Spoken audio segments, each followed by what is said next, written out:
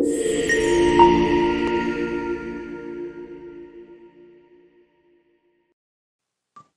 there.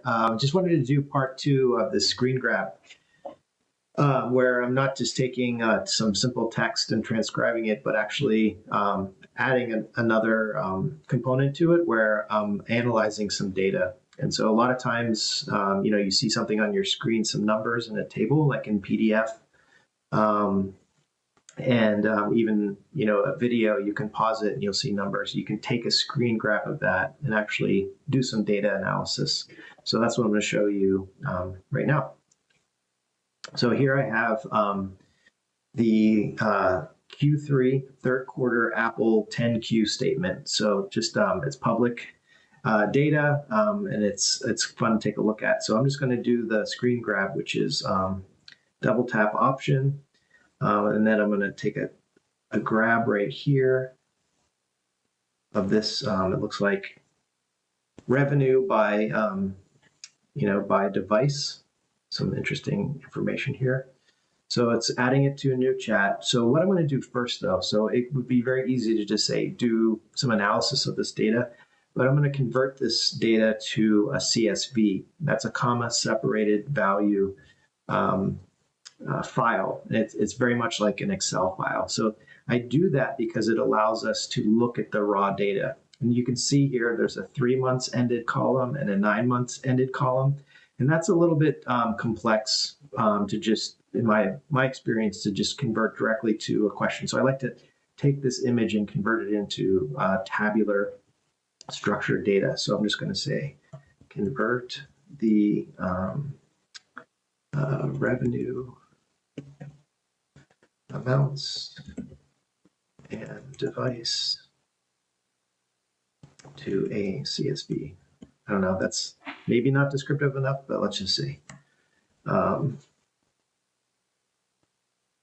you can see it took that image, it just put it into a new chat. You can see that it's thinking.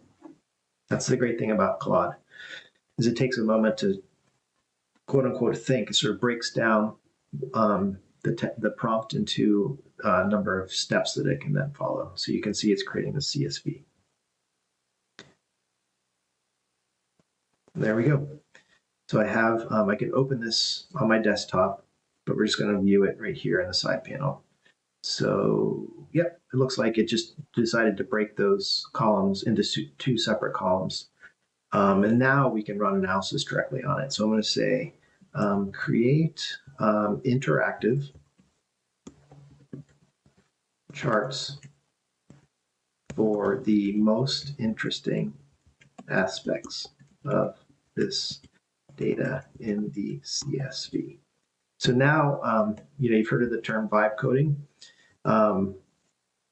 It is going to code to do this. And so having that CSV, having that structured data, it's going to translate to code much more easily for the model and actually be, in most cases, more accurate. I'm going to close this. You can see it is actually vibe coding is the big phrase of the year. It looks like it's mostly like HTML and such, but it can oftentimes use Python, and kind of, unless you are explicit, it will choose its own. It looks like it's mostly client-side code. Doesn't matter. It's just kind of fun to watch the code go by, and it's an HTML file, as you can see. Let's see what we get. All right, so this is actually creating an artifact. So that is what we're going to see here on the right. Did it render it? That's the question. Here.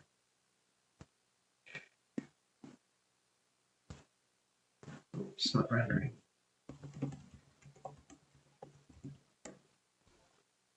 You run into a bump, you just keep going. I'm going to pause it here. All right, so we were able to fix that. It was just downloading one of this chart library.